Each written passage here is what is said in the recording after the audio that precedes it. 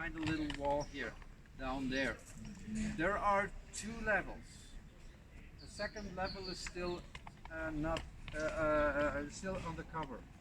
It's down here below. So you guys are sitting on it. We hope that we don't need to open it. So you might lose the benches, but we also might lose Grandpa. You see Grandpa? Oh. Grandpa. Yeah, he's 500 years old. Yeah, and Grandma would be very sad. She's 450. Oh.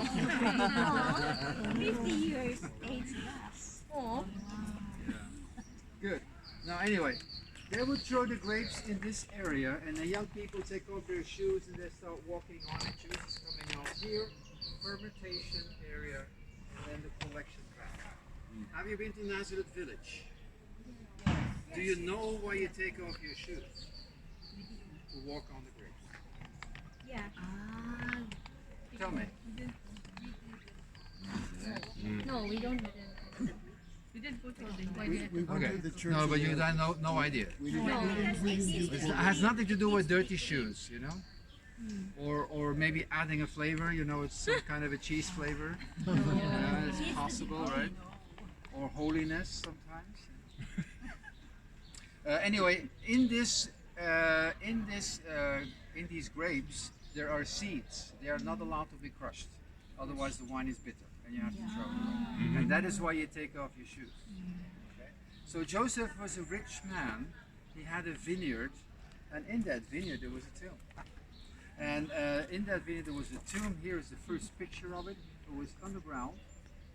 So you see it's down below, very low, and people were digging, looking for a cave, and they found the cave.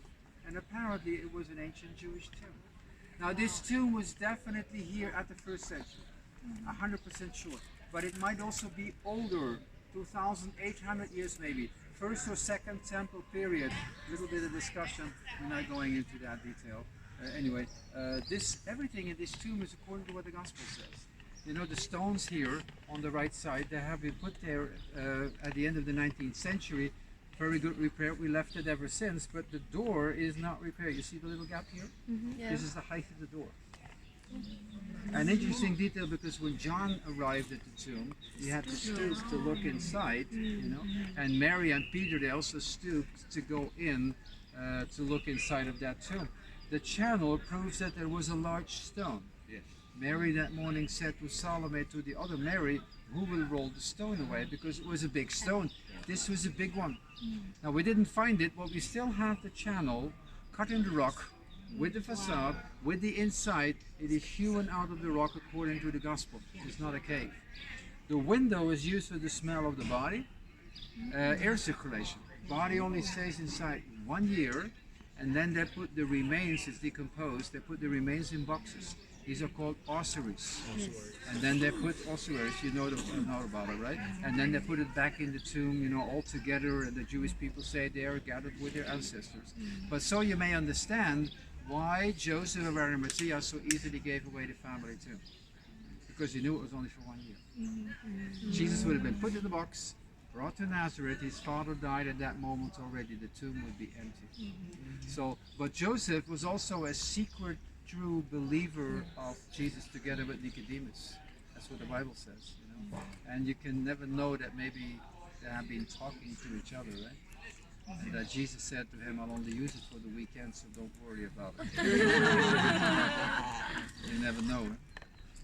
But anyway, it probably didn't do that. But he said several times during his ministry, I will die, and after 3 days I will raise from the dead.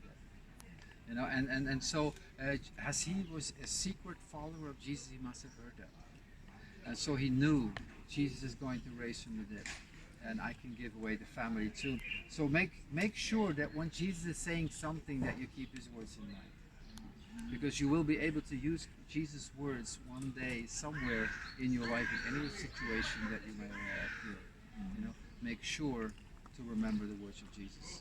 There is a preparation chamber, weeping chamber, or antechamber, and here was a bed on this side. And they would prepare the bed that was like this high, and they would put the body on top to prepare it, and then they would put it on either one of the two beds on the other side. This is how they were doing it. Now, Jesus probably lay on this particular bed. Why this one? Well, you can see that one from the door.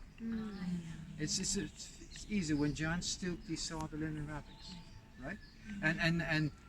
So even when Mary entered, as the Bible also said, when Mary entered, she saw an angel sitting on the right side. And here you can see that the burial chamber indeed is at the right side of the door, not on the left, but at the right side of the door according to the gospel. And by the way, normally doors are always here. We have it specifically on the right side in a rare situation. So the Bible tells us how the tomb of Jesus would have been like this. Now this angel said to Mary, "What are you looking? They're living amongst the dead. He is not here, he is risen." So this is an empty tomb. You guys are all coming from Indonesia to look inside, from Philippines to look inside of an empty tomb, right? Yes. Where there is nothing to see. You know, this is an empty tomb, and this is what you want to. Jesus rose from the dead, and with his resurrection, he proved to be the Son of God in power. And with his resurrection, you and me, we have received eternal life. If we have said to him, "Jesus, will you remember me when you come in your kingdom?" Because at that moment, he'll come into your heart with his resurrection power, with his life. And as he has said to his disciples, "I will be with you all the days until the fulfillment of time." So he will stay with you every day again, and every day again, and new life starts. And he will start teaching you. Love your God with all your heart, all your might, all your power, and love your neighbor as yourself. And he will guide you, he will teach you, he will protect you, he will heal you, he will forgive you, he will carry you if necessary. You know, that is why we need Jesus every day in our life. And at the end, when you die, he will raise you from the dead. And he will bring you to the home where he's prepared for you right now. In my Father's house, there are many mansions. Okay? We might become neighbors. Yeah. I'm on 19, 21, 23. Yeah, we need to be close together, right? So, the angel said two things. He said, "Go to Galilee, there you will meet Jesus." That's what he will also say to you, go back to your own Galilee.